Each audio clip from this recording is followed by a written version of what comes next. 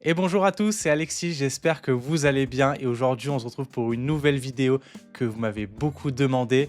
Quel est le matériel que j'utilise lors d'un Grand Prix de Formule 1? Et aujourd'hui dans cette vidéo, je vais tout vous montrer, que ce soit mes caméras, mes objectifs et aussi mes accessoires et je vais vous expliquer pourquoi je les utilise durant un week-end de course. Alors si vous aimez la photo et le sport auto, cette vidéo est clairement faite pour vous. En sport auto, tout va très vite et il y a pas mal de choses à prendre en considération. La lumière change, la chaleur, la pluie ou encore les voitures qui vont à 300 km/h et ça, c'est un détail plutôt important. Donc j'ai besoin d'un matériel rapide, précis et fiable, capable de s'adapter à n'importe quelle situation. Mon setup principal est composé de Canon pour les caméras, les objectifs et de Lexar pour ce qui est carte SD et lecteur de carte SD, et pour les disques durs, je vais utiliser des SanDisk. D'ailleurs, toutes les références seront dans la description de cette vidéo si ça vous intéresse de regarder un peu plus en profondeur mon matériel. Commençons maintenant par vous présenter mes boîtiers. Le premier boîtier que j'utilise est un EOS Canon R5 que j'ai ici en ma possession depuis maintenant 2 ou 3 ans, dont je suis absolument fan. Ce Canon R5 a beaucoup d'avantages et quelques petits désavantages. Mais pour moi, le plus gros désavantage de ce Canon R5 est le fait qu'il a 45 millions de pixels. Avoir 45 millions de pixels dans un appareil photo signifie qu'on peut énormément cropper. Donc avoir une excellente marge pour pouvoir recadrer sans perdre de qualité. Et ça va être aussi génial pour venir récupérer des détails dans des photos ou encore recomposer mon image. Alors cette vidéo n'est pas faite pour que je rentre vraiment dans les détails techniques de cet appareil photo, mais je vais vous expliquer grossièrement pourquoi moi je vais l'utiliser. En plus des 45 millions de pixels, il y a deux modes d'obturateur. L'obturateur mécanique et l'obturateur électronique. Et le gros point négatif de ce Canon R5, je vais commencer par celui-ci, est l'obturateur électronique. Pourquoi? Car on va avoir du rolling shutter lorsqu'on va l'utiliser. Le rolling shutter, grossièrement, c'est les roues, par exemple en Formule 1, vous allez voir une image qui va apparaître où les roues vont être légèrement inclinées. En fait, la proportion ne va pas être respectée et en gros, l'image va être déformée. Donc c'est pour ça que moi, je privilégie un obturateur, appliquez ce mot, mécanique avec un rideau électronique. Du coup, c'est une option qui me permet de monter quand même à 12 images par seconde, ce qui est dans 90% des cas suffisant. Okay, un deuxième point positif par rapport à ce boîtier, c'est les ISO qui peuvent monter jusqu'à plus de 51 000. Je monte très rarement à 51 000, mais dans certaines situations où ça m'est arrivé à Singapour, où j'ai dû monter à plus de 12 800 durant une célébration parce qu'il faisait énormément sombre, ben, ça m'a permis de venir récupérer tout de suite de l'information dans mon image. Alors malheureusement, monter les ISO, ça veut dire avoir du grain, mais en post-production, grâce à Lightroom, j'ai réussi à enlever ce grain et du coup, j'ai plus aucune peur de monter les ISO. Donc ce premier boîtier de chez Canon, le R5, est le premier boîtier vraiment professionnel que j'ai eu, donc forcément j'ai un coup de cœur par rapport à celui-ci, mais overall il n'y a aucun gros point négatif à part le rolling shutter qui me dérange un peu, mais du coup mon deuxième boîtier va compenser ce problème qui est le Canon EOS R5 Mark II. Il a à peu près les mêmes caractéristiques, c'est-à-dire il a également 45 millions de pixels. Clairement ce R5 Mark II est une copie améliorée du R5, donc globalement il ne va pas y avoir de grands changements sur l'esthétisme de l'appareil, mais quelques détails, quelques fonctionnalités ont été améliorées, comme du coup le rolling shutter qui est vachement amélioré sur cette caméra où on le ressent presque plus du tout. Donc c'était vraiment cette option dont j'avais besoin pour ma deuxième caméra. Pendant un temps, en début d'année, j'utilisais le Canon R3 mais malheureusement, je n'ai pas pu m'habituer au fait que le capteur de celui-ci avait seulement 24 millions de pixels. Quand je prenais les voitures en piste, j'avais l'impression qu'il manquait de la qualité et malheureusement, j'ai pas réussi à m'adapter, même si c'était un très beau boîtier en termes de fonctionnalité ou d'ergonomie. C'est pour ça que j'ai décidé de le revendre et d'être repassé du coup sur un R5 Mark II très récemment. En termes d'images par seconde, on est exactement au même chiffre que le Canon R5 classique. On est à 12 images par seconde en rideau mécanique et on est à 30 images par seconde en rideau électronique. Du coup, maintenant, ça me dérange beaucoup moins de shooter en rideau électronique avec ce Canon R5 Mark II dans certaines situations comme celle-ci au Mexique où du coup mon cadrage était déjà fait et j'attendais seulement que la voiture rentre dans le champ et du coup pour préparer ma rafale. Où c'est là l'avantage d'avoir le rideau électronique, c'est que je vais pouvoir rafaler jusqu'à 30 images par seconde sans avoir de déformation. Et une grosse amélioration que j'adore du R5 Mark II comparé au R5, même si le R5 a cette fonctionnalité, elle est moins développée, c'est le suivi de véhicule. C'est-à-dire que quand je suis en piste et qu'il y a une voiture, j'appuie simplement sur un bouton que j'ai préconfiguré et ça va suivre automatiquement la voiture. Donc j'ai ça sur les deux boîtiers, mais le gros point positif de ce R5 Mark II, c'est qu'il va réussir à reconnaître le casque du pilote à travers le halo. Alors je vous explique parfois ça marche pas trop bien, mais globalement il marche super bien. Et dans certaines situations où je suis à ouvert par exemple à 2.8, du coup si je vais faire le focus sur le halo, la voiture va être nette, mais le casque va être flou. Alors grâce à cette option de suivi de casque, le casque du coup va être totalement net et du coup le halo va être un peu plus flou. Du coup vraiment dans cette situation, je vais l'utiliser, mais globalement je continue à faire ma mise au point avec mon petit carré AF et ça marche très bien. Avant de passer sur mes objectifs et maintenant que je vous ai présenté mes appareils photo, je vais vous parler de quelque chose de super important, l'espace colorimétrique. Et ce que j'ai découvert il y a quelques années, c'est que les boîtiers de chez Canon, quand ils sortent de l'usine, ils sont réglés en espace colorimétrique sRGB. C'est l'espace de couleur standard du web, ce qui est affiché sur vos écrans, sur Instagram ou en général sur le web. Mais dans les menus, j'ai pris l'habitude de passer cette fonctionnalité de sRGB à RGB, ce qui est plus adapté à un usage professionnel ou dans le print, car la gamme de couleurs est plus grande, surtout dans les verts et dans les cyan. En résumé, avec ma caméra, je vais toujours shooter en Adobe RGB du coup pour avoir une gamme de couleurs plus grande. Mais lorsque je vais vouloir faire un export pour Instagram, dans les paramètres de Lightroom d'exportation, je vais mettre sRGB. Et si vous vous demandez pourquoi parfois vos photos que vous exportez de Lightroom en Adobe RGB ne rendent pas pareil sur Instagram au niveau de la couleur, c'est tout simplement car Instagram va directement le convertir en sRGB. Du coup, ce qui va changer un petit peu les couleurs car votre export était en RGB. Et selon sur quoi vous travaillez, je vous conseille de vous renseigner sur l'espace colorimétrique dont vous avez besoin. Ok, maintenant que je vous ai fait ce petit point sur l'espace colorimétrique mais que je trouvais super important, on va parler de mes objectifs. Et le premier objectif que je vais vous présenter est le 16 mm RF de chez Canon en 2.8. Et l'un des gros points forts de cet objectif, comme vous pouvez le voir, c'est qu'il est super petit et super compact.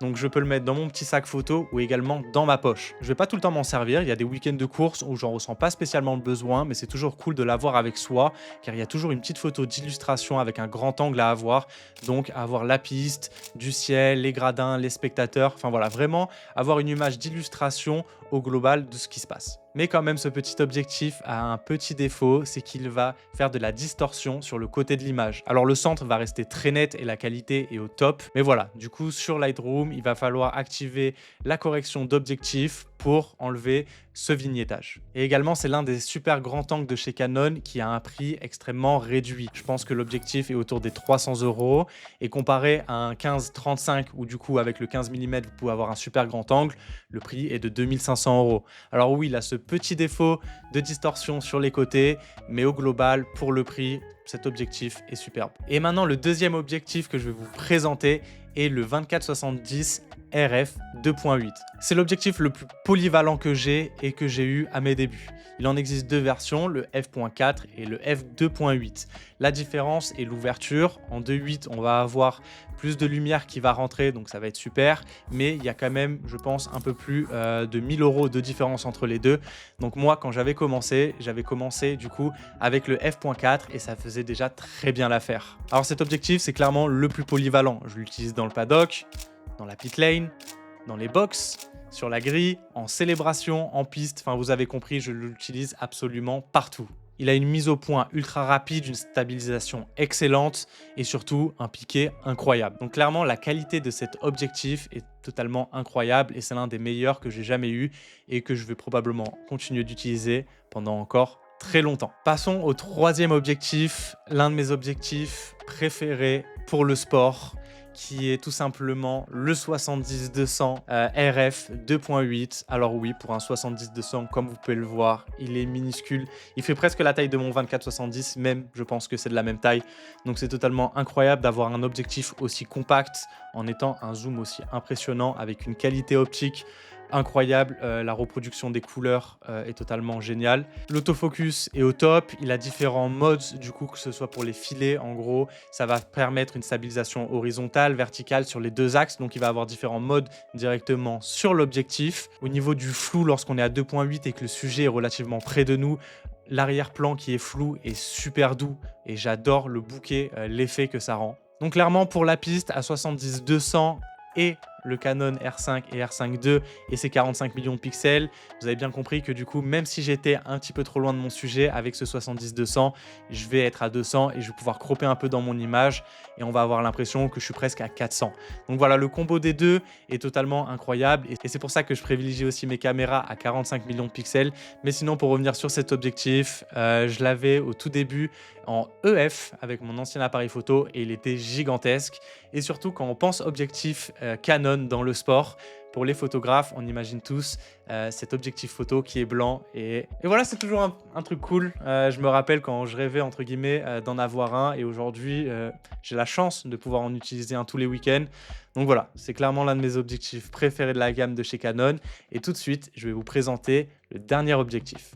Et maintenant, le quatrième et dernier objectif que je vais pouvoir vous présenter grâce à Canon Suisse est le RF 100-500 4.5 jusqu'à 7.1. On est loin du 2.8 que mes deux autres objectifs me proposent, mais pour un zoom pareil, honnêtement, c'est pas si dérangeant, surtout que la Formule 1, on la shoot en pleine journée à 16h ou à midi, donc de la lumière, il y en a, donc c'est pas trop le problème.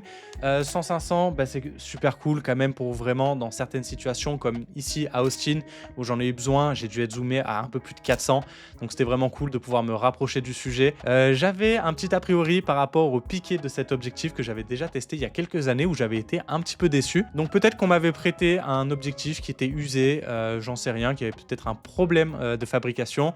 Mais voilà, ce 100-500, j'ai pu le tester durant mes deux dernières courses à Austin et à Mexico. Et pour être honnête, j'en suis tombé amoureux. Le gros point positif également, c'est qu'il n'est pas très lourd. Il fait 1,5 kg et que du coup, je peux l'utiliser sans monopode. Contrairement à un 400 mm de chez Canon qui doit faire cette taille et qui pèse 1 tonne. Et je pense que cet objectif en zoom est l'un des meilleurs avec sa polyvalence. Alors oui, j'ai hâte que Canon sorte un 100-500 ou un 100-400 en 2.8, mais en tout cas, celui-ci fait très bien l'affaire. J'adore son rendu cinématique, surtout quand on est à 500 mm, où j'adore tout simplement le piqué de cet objectif. Également, un gros point positif que j'ai pu souligner, et après j'arrête de parler de cet objectif, c'est par rapport au zoom. En fait, on a une petite bague ici qui va nous permettre d'ajuster comment on veut que la fluidité soit plus ou moins dure. Donc là, je l'ai mis carrément dur, c'est un peu dur, mais du coup, on va pouvoir adapter. Donc c'est un petit plus tout simplement à avoir, mais dans les détails c'est un objectif Canon et ils sont tous super bien faits. Donc voilà, c'était le quatrième objectif que je vous ai présenté. Donc en partant du 16 jusqu'au 100-500, bah, je peux couvrir quand même une grande gamme. J'aimerais bien avoir des objectifs encore beaucoup plus fisheye, dans du 8 mm, des choses comme ça. Le 10-20 également. Bon, Canon a des dizaines et des dizaines d'objectifs qui coûtent aussi super cher. Donc malheureusement, bah, je ne peux pas les avoir, mais sur les Grands Prix de Formule 1, Canon est souvent présent pour pouvoir nous les prêter. Et donc, comme vous avez pu voir à Monaco, j'avais énormément de matériel. Ok, maintenant, je vais vous parler rapidement de mes accessoires. Le premier, je vais commencer par celui-ci. Okay, vous ne voyez pas très bien, mais c'est ma carte Lexar 128 Go. Du coup, c'est une carte, c'est pas une carte SD comme vous pouvez le voir, c'est une carte beaucoup plus grosse. On appelle ça une carte CF Express. Et du coup, elle va pouvoir lire et écrire les informations beaucoup plus vite. Du coup, que ce soit en post-production, au niveau de l'import de mes photos sur un disque dur, ça va aller super vite. Mais également sur l'écriture de mon appareil photo, quand je vais shooter à 30 images par seconde en RAW, ben, ça va pouvoir écrire super vite car les 45 millions de pixels, les fichiers sont super lourds. Mon deuxième petit accessoire de chez Lexar est du coup le lecteur de carte CF Express, pas SD. Bon, j'imagine qu'il doit y en avoir plein d'autres. Comme j'ai une carte CF Express Lexar, je me suis dit que j'allais acheter le lecteur Lexar également. J'adore tout simplement cette marque juste par son design et tout simplement, je n'ai jamais eu aucun problème, donc je ne vois pas l'utilité de le changer. À savoir, j'ai 3 cartes CF Express toujours sur moi, 2 dans mes appareils et une en plus au cas où si un de mes appareils n'a plus de place de stockage. Et maintenant, mon dernier accessoire qui me coûte le plus cher tout le long de l'année, c'est ce petit truc. C'est un disque dur SSD de chez SanDisk. Ça coûte une petite fortune, on est aux alentours de 150 € pour les 2 Tera et les 2 Tera me font à peu près 3 courses. Je vous laisse faire le calcul avec le nombre de courses que j'ai pu faire depuis le début de l'année ou même depuis quelques années, ça me revient très vite cher. Mais j'adore la qualité, tout simplement, la résistance, la transportabilité. J'ai jamais eu aucun problème avec un de leurs disques durs. Et puis relativement, tous les SSD valent à peu près le même prix. Donc voilà, le premier que j'ai acheté venait de chez SanDisk et depuis, j'y suis resté. Et pour conclure cette vidéo, je sais que je vous ai montré énormément de matériel qui vaut cher, mais sachez que c'est pas le matériel qui prend les photos à ma place. Et comme vous, ceux qui font de la photo, j'ai commencé avec un boîtier amateur, ce qui m'a permis de me développer en allant sur des événements et surtout développer un peu ma patte artistique, savoir comment un matériel fonctionne. Et en fait, au fur et à mesure, quand vous avez de plus en plus de clients et que vous avez du budget qui rentre, j'ai décidé de réinvestir cet argent dans mon matériel pour pouvoir obtenir plus d'objectifs, plus de caméras adaptées à mes besoins. Mais voilà, c'est pas le matériel qui va prendre les photos à ma place, ça va me permettre d'être prêt au bon moment et surtout, j'ai pris l'habitude de travailler avec et je sais quoi utiliser et quand. Et voilà, on arrive sur la fin de cette vidéo et j'espère qu'elle vous a plu. Si elle vous a plu, n'hésitez pas à mettre un like, à vous abonner et à mettre un commentaire. Je répondrai à tous les commentaires comme d'habitude. En tout cas, merci à tous d'être restés jusqu'au bout. C'était Alexis et on se retrouve bientôt.